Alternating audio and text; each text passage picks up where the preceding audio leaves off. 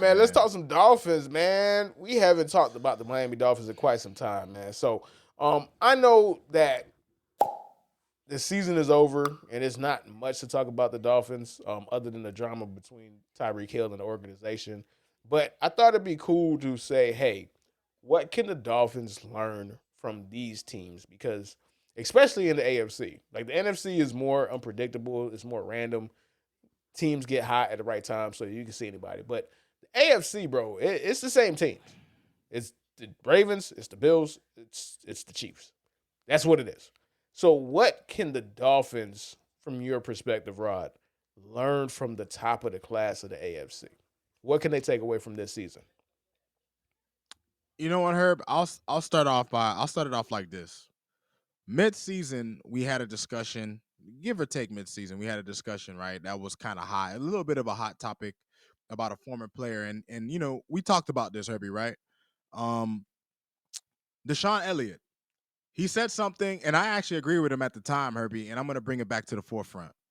Herbie, the Dolphins are soft. The Dolphins are a soft football team, Herbie. And if there's one thing I noticed from not even just the AFC teams and the NFC teams, Herbie, the best teams in football, the teams that make it to the top of the summit, they're teams that are tough. They show toughness. They have offensive. They run the ball. They play good physical defense. Herbie, I cannot tell you how many times last year watching the Dolphins, even though our defense ranked statistically decently, there are so many times I was frustrated at the tackling, just poor angles, just guys just missing assignments on defense. There were so many times last year I watched the offensive line, Herbie. Herbie, I don't think people really, I don't want to sound like too much of a Tua stan, obviously, because Tua has his flaws, obviously, and he's looked bad in some big games, right? But Herbie, I don't think people take the time to really understand what the Dolphins have asked this man to do. Herbie, instead of Greer doing his job and fixing the offensive line, he said, "Oh no, shit, the offensive line. Only you guys are worried about that." Those were his words, Herbie. Herbie, you forced your quarterback to have to play a style of football to where if he doesn't get the ball out in 2 seconds, he's cooked. Like Herbie, the Dolphins work backward. Like we built a team. We got a new coach, and instead of building from the line out, they say, "Hey, let's get some flashy weapons." We already had Waddle. Let's add Tyreek Hill. Which Herbie, I don't listen. Tyreek Hill at the time was a necessity, right? Because McDaniel was trying to rebuild the quarterback. Because in the AFC, Herbie, you ask what you need. You need your quarterback to be able to compete with those three guys. You need a quarterback with a team that's going to be able to compete with the Chiefs, who's going to be able to compete with the Ravens, who's going to be able to compete with the Bills. And I'll be dead ass honest, Herbie. The Dolphins don't look like they can compete with them.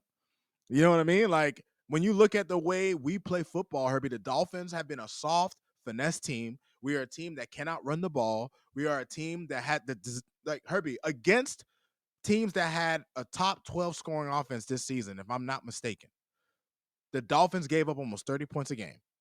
So when our defense goes up against an actual offense that can put up points, they don't stop them, right? Listen, the best defenses in the NFL can slow down or make situational plays against the best offenses. Our defense doesn't do that. You know what I'm saying? And then you look at the offense, which has the same problem. The offense level goes down against the good teams. Like we are a team that we never rise to the occasion because we don't have the mental and physical toughness of the best teams, Herbie. The best teams in football weather the storm. The best teams in football do not become derailed when they face adversity.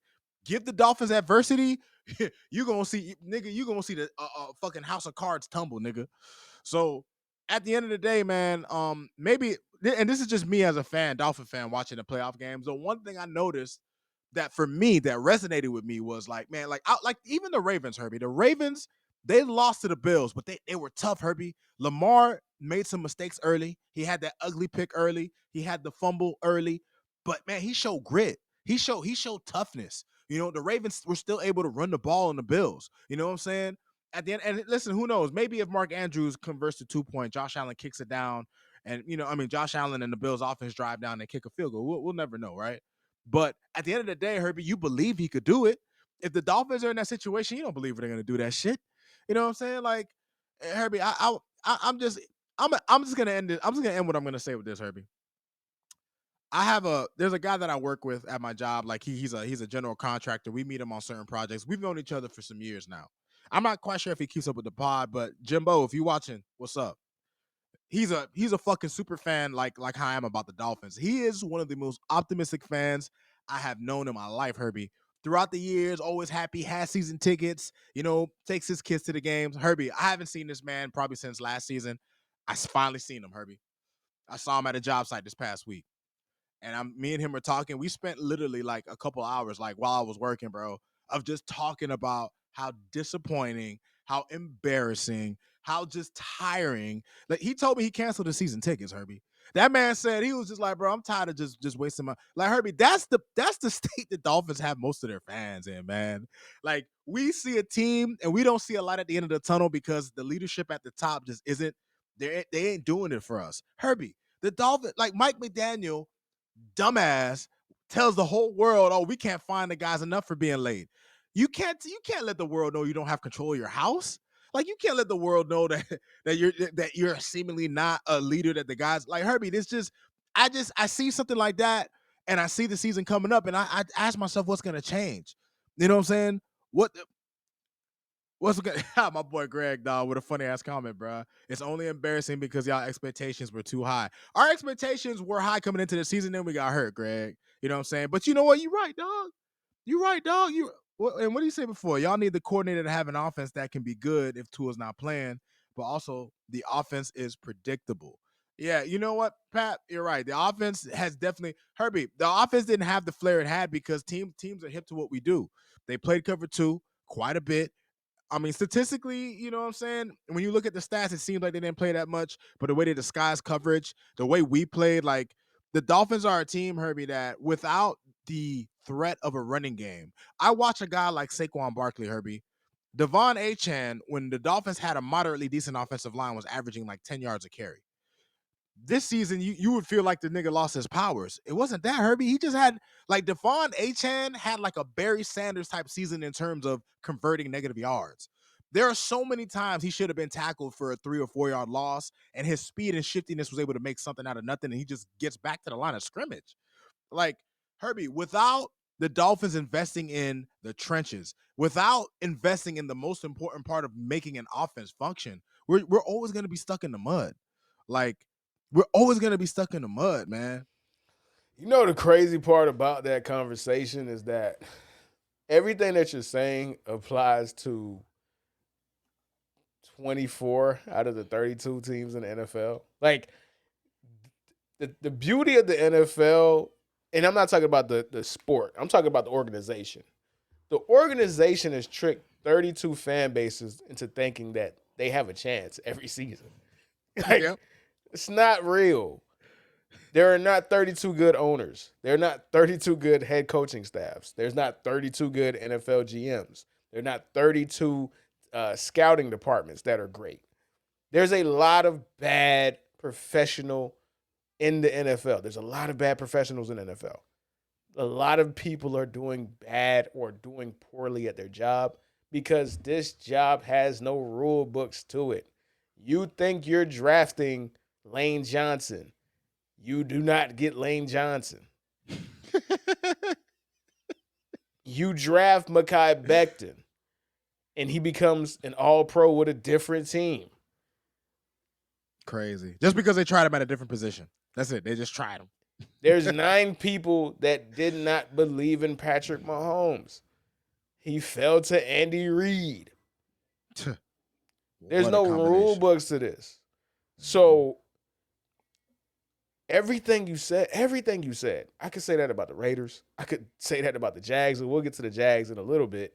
I could say that about the Giants. The Giants are a mess. The Giants are a physical representation as like if you just took a Ouija board and you just threw shit at it, bruh. That's what the Giants are. A pile of shit. The Jags are a pile of shit. The Browns are a pile of shit. The Raiders are a pile of shit.